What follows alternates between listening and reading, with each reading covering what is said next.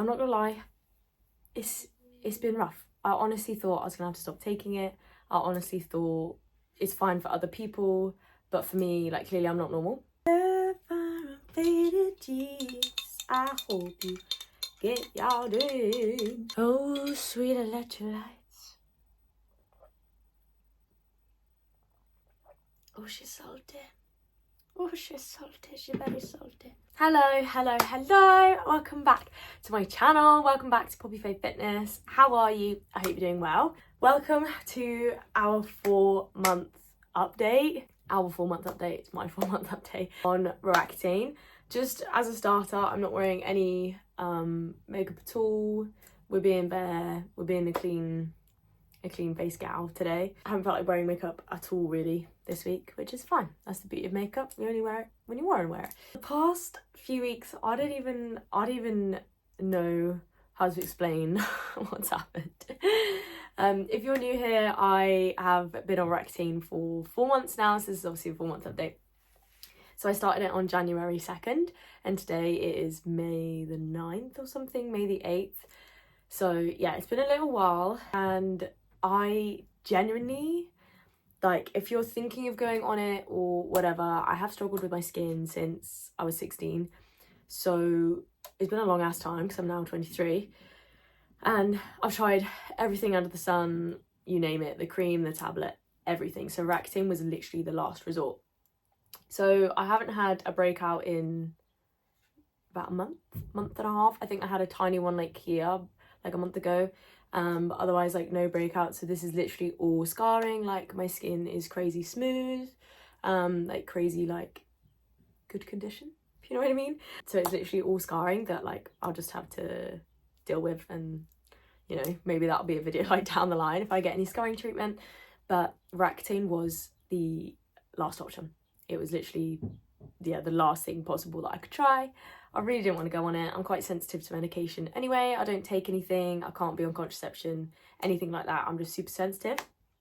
So of course, that meant that on the side effect leaflet, I've gotten literally every side effect you could possibly dream of.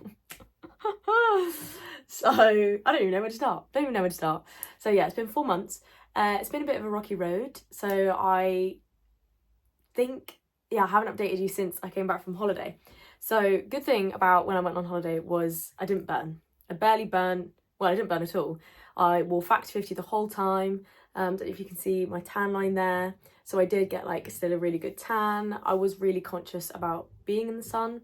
So the first, like, day or two, you know, I was kind of sort of in and out, making sure my face was covered mainly. And same with the rest of my body. I made sure I was sort of in and out of the shade a lot. And then it was fine. Obviously this isn't for everyone, so I'm not recommending to just go out and be in the sun. But yeah, I did do it really slowly, and I made sure I wore Factor 50 the whole time, and it was fine. I'm quite lucky with, I need to adjust my necklace. I'm quite lucky with my skin, which sounds funny, but like the rest of my body, like, I do tan quite easily. I've got quite olive skin, and it goes like really well with the sun, if that makes sense. So I've never really had to worry about burning or anything, and I've always been, you know, sun protected. I've never not put sun cream on. Does that make sense? So that was fine, which was good.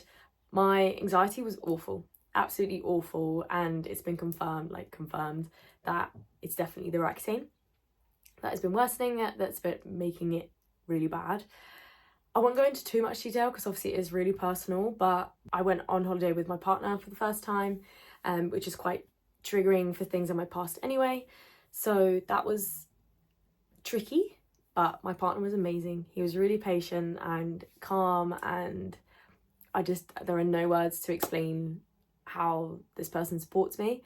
It's just unheard of. It's absolutely unheard of.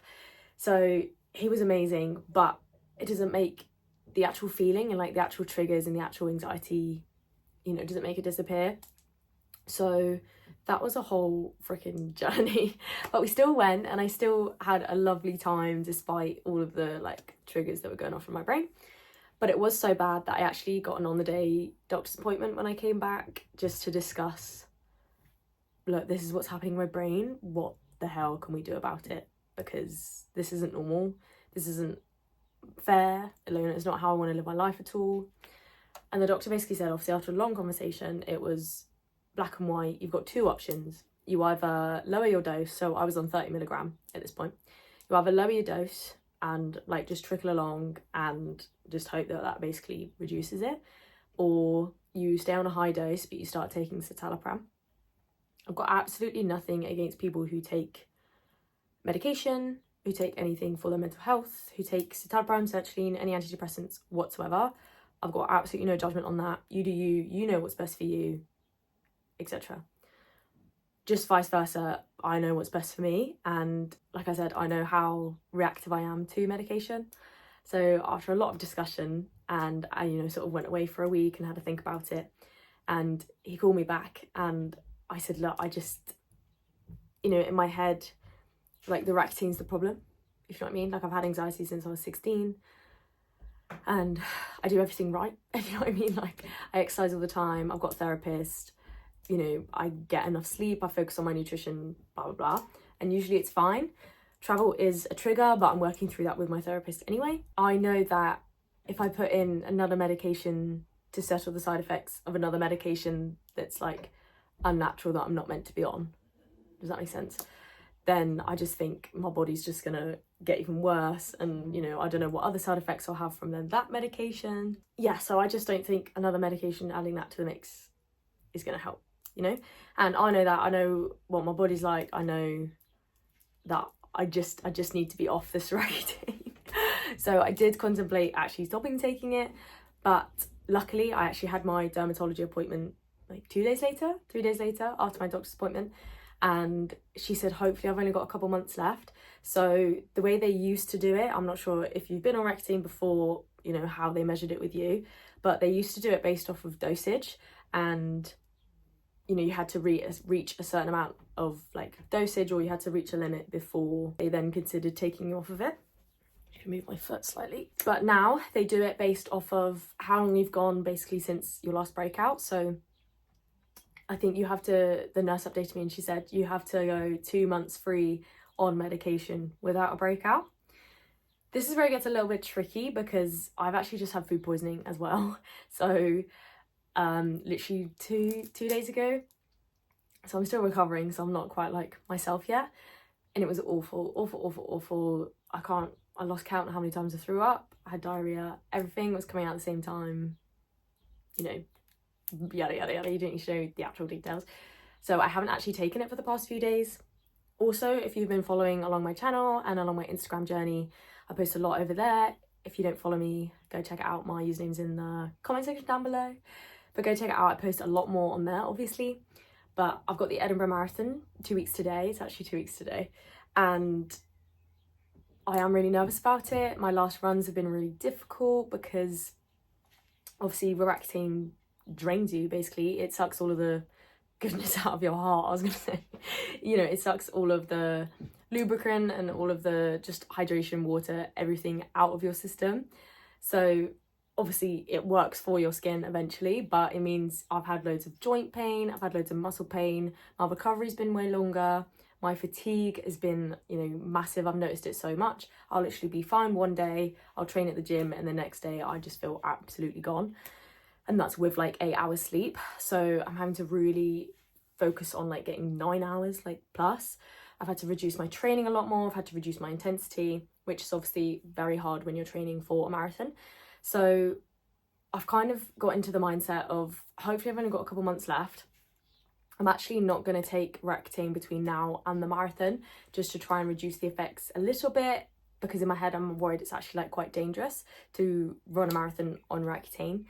Lots of people, like, I don't know, that as far as I'm aware, there's like very little information about running a marathon on Roaccutane. None of, my followers, no one I follow has ever done like a big race on Roaccutane. You know what I mean? So I don't know if it's even safe. I don't know you guys, but we're gonna try it. And it's in 2 weeks, so yeah, I'm not gonna take it between now and then, just because I have been so poorly. Before I went on holiday, I had a virus as well, so yeah, it has literally been like one thing after the other. And yeah, I'm not gonna lie, it's been rough. I honestly thought I was gonna have to stop taking it. I honestly thought like it's fine for other people, but for me, like, clearly I'm not normal, and like I can't be on this, I can't be on it anymore. Like, I really have been struggling with it. Hopefully we are so close. I do think I would not be, there's no way would be struggling this much, I don't think, if I wasn't training for a marathon. You know, if I had kind of like nothing to train for, I was focusing on just getting my skin journey sorted, then I could deal with the side effects. Do you know what I mean? Like, if I had joint pain, I would just do nothing, you know, not train, just stretch, yada yada. But like, you know, I had to run a 30k. Otherwise, like, I wouldn't be able to do it. That was the only day I could do it. This was like last week, and it was so hard. My legs hurt literally like 6 kilometers in. So yeah, I started taking supplements. I started taking omega-3. I started taking folic acid to try and help. But yeah, no one, as far as I'm aware, like, talks about training on Roaccutane. I mean, I think there are loads of things that people don't talk about on Roaccutane. I think the whole vibe is, well, it's the only thing left, so you got to get it done. Do you know what I mean? Whereas, like, some people, obviously, oh my God, every person who takes Roaccutane or considers taking it is completely different. There's no way to say that if you take Roaccutane, you're going to have the exact same reactions as me. I just wish that someone had, you know, potentially warned me, in the sense of, you know, I've had tattoos booked. You can't get tattoos. I'm getting my hair done on Tuesday, and I've got to be careful with like how they bleach it, I think, but no one's told me. Like, that's just from like something I've heard, you know, like through the grapevine of people that have been on it. Like, there's not really any education around it, and around training whilst on it. It's kind of like, I do understand it, because it is like, well, just see how you go. But it's like, but I'm running like 42k, I can't just see how I go. Do you know what I mean? Does that make sense? So yeah, if you are training for anything and you're considering being on Roaccutane, just do consider whether you want to do the race first and then start taking it, or vice versa. Because I, in the nicest way, like, obviously I'm excited for the race, and the next 2 weeks are mainly working on my mindset, because I've got a lot of self-doubt, a lot of worry about it.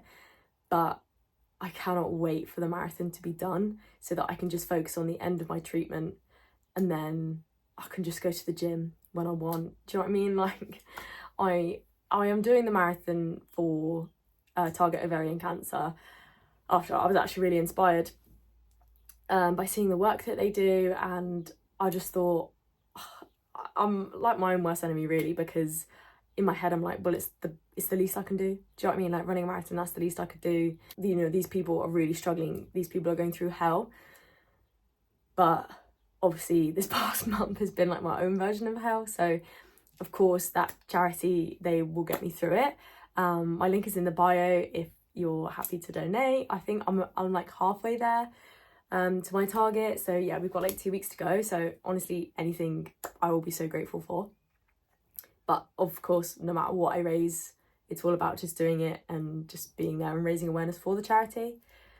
So yeah, we're going to see how it goes. But I mean, the same side effects still apply. I have to have lip balm all the time. I have to have water on me all the time.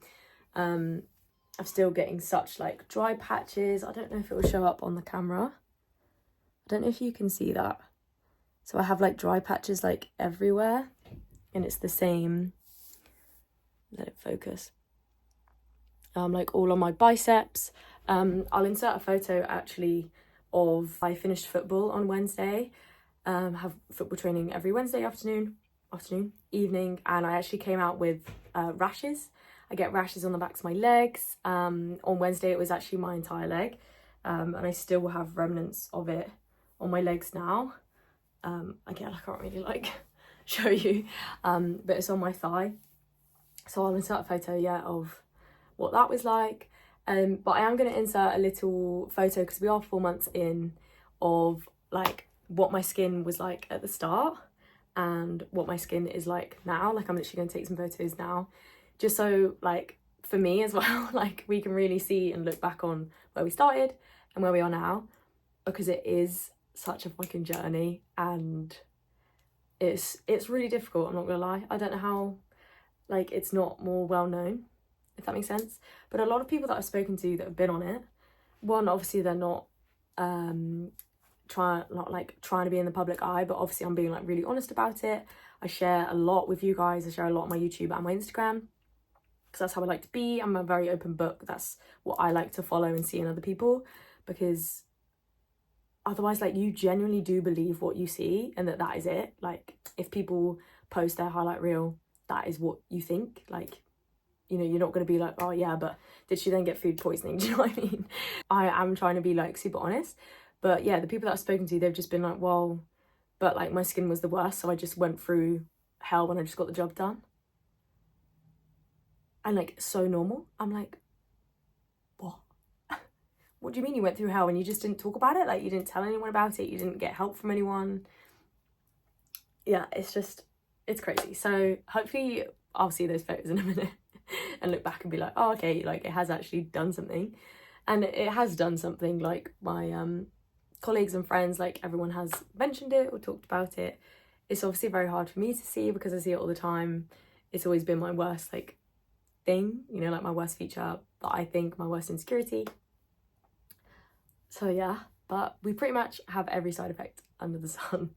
Like, it's affected my appetite, my stomach, like my skin, my brain, you name it, my joints. It's been rough, and it really has escalated this past month. There's been lots of triggers and it has been crazy difficult. I can't lie, very, very difficult. But we're still here, we're still getting it done, and I'm looking forward to it being done.